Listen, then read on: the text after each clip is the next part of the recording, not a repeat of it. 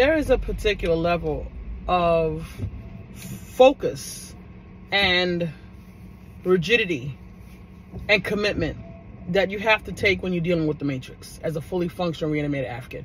Even when you're on track to becoming a fully functional reanimated African, there are certain things you have to be so staunch and resolute with, because the slightest inkling, the tiniest opening, that whispering serpent is going to slide right in there.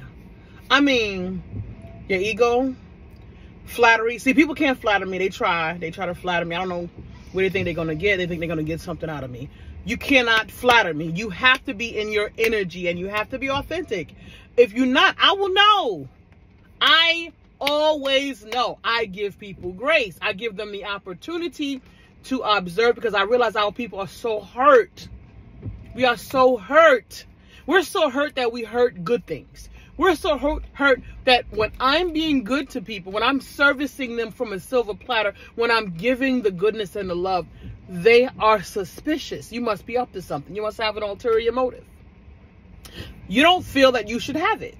That's what really your subconscious mind is saying when you have this reflexive behavior. You don't believe you deserve it. So if a black person is being good to another black person, they are obviously up to no good. They obviously want something, or they coming out their bag. That's what you think, because you don't believe you deserve it. See, I know that people should be good to me. This is why when they don't, they have to ghost me. They got to get away from me, because they know they done something that was misleading or manipulative. Even if it only happened in their minds, they were on track to being manipulative. They discovered that, oh snap, I shouldn't do that to this person. Some people don't have a conscience. You know, my youth told me I'm rigid because he can't move in the rigidity. But I said, you know something, don't practice bad habits. Psychology is it's almost like air to breathe.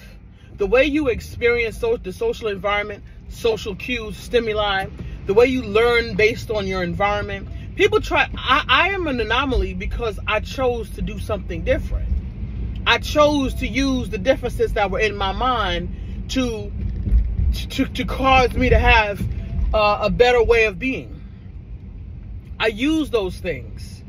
They allowed me to access parts of myself and of my being, of abilities that allowed me, and I took them. And I'm not rigid. I just don't deal with foolishness. I don't grade on the curve. You don't get a pass because you have effort. I'll give you an E for effort, but you're still failing my class. Simple as that. You're not a good friend. I don't have to accept slop because you don't know how to be a good friend because you've been through trauma. Your knees will buckle if you had to stand in my shoes for 2 seconds. I'm telling you, the level of what it takes to get there, I can definitely get you there. But you will definitely have to do the work, and it will not be easy, period. Because you know what? Not because I didn't make it easy, but because them folks didn't make it easy. Because they created such a sinkhole, the behaviors, the matrix of impact that they created for the level of oppression that is in you have to war with your mind during your development. There's parts of your development when you are going to end up fighting good versus evil in your own brain. Yourself is going to be doing the tussle, and you got to make it out. They might try to diagnose you schizophrenic, multiple personality disorder, all kind of things. They're going to try to give you all kinds of things that the matrix does to derail you from your focus, which is to get unhinged from oppression, to relieve. When you have an intimate relationship with someone, their spirit implants onto you. You have to unhinge that spiritual stronghold that this matrix have on your psychology, on your spirit, and on your energy. And then you have to, if you're able to get to the next level, if you're able to reach that upper level, there is going to be a war between you, your ancestors, and the bonds that had on your ancestors. Man, this work is, and I'm telling you, the work can't happen nowhere else but in practice. There's no theory for this. You cannot read a book to learn how to ride this bike. You're not going to read a book that's going to teach you how to swim. It's all theory until you do it in practice. And most people are not doing this work, even if they talking it. They're not doing it.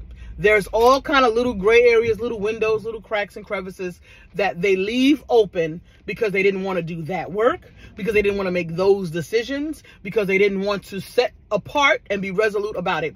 I had to resign from a job because I had 2 black women calling me to the carpet because they heard my subordinates come and telling them something about me and my leadership style.